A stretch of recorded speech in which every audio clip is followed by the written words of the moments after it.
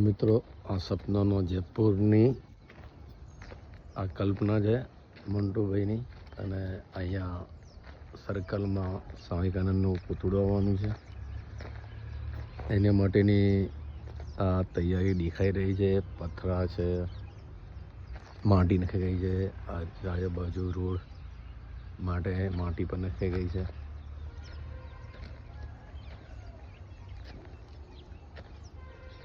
તો કેટલી સુંદર જગ્યા તમે જોયો. અહીંયાથી બહુ તમે ચારે બાજુ 360 ડિગ્રી તરફ જુઓ, એટલું સુંદર નજારો છે તળાવનો. પાછળ ગાર્ડન છે. ગાર્ડનનો ઝૂમ કરીએ. આ પથરા બધા અહીંયા પડેલા છે. તો ફરી આપણે પહેલાં વિડીયોમાં કીધું હતું અને ફરી કહું છું, હે સૂર્યદેવની સાક્ષી કે એ પરમાત્મા એક સુંદર કાર્ય છે.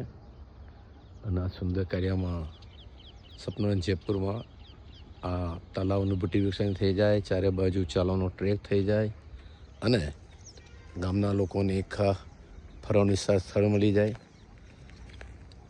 શુદ્ધ વાતાવરણમાં લોકોનો વિચાર પણ શુદ્ધ થાય. બાજુમાં સંકટેરી છે, આધ્યાત્મિક મંદિર છે, તે જોઈ શકાય છે. સ્વામિનારાયણનું મંદિર છે, એ પણ જોઈ શકાય છે. તો આધ્યાત્મિક અને જિંદગીનું અંતિમ સત્ય,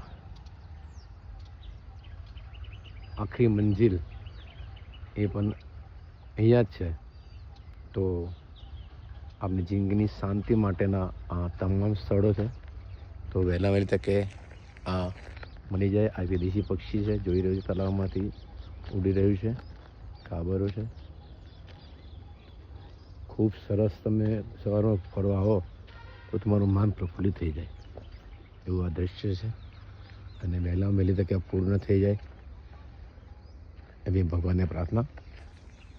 અને ડ્રીમ સિટી ઓફ જયપુર, સપનું જયપુર સાકાર થાય. સપનું ચરણों में झुके लरला लरा लरला लरी लार लार लरला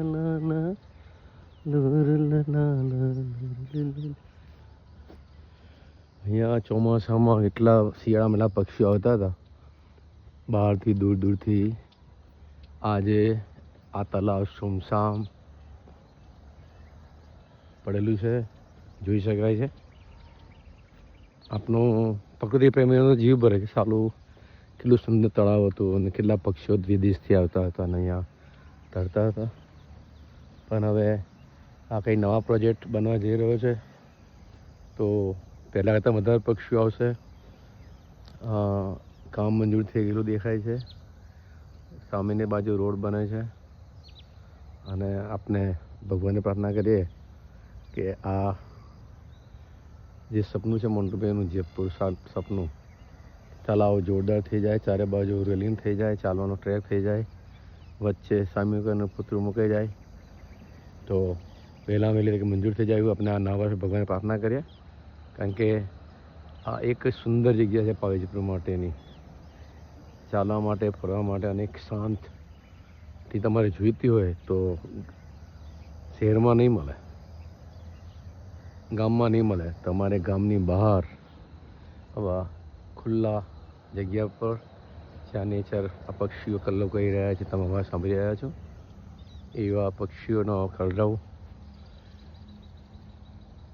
આધ્યાત્મિક વાતાવરણ, સૂર્ય દર્શન જે કહે છે. સૂર્ય દર્શન કેટલા દુર્લભ દર્શન છે, આવા દર્શન કરવા મળે નહીં. તો આ સૂર્ય દર્શન છે.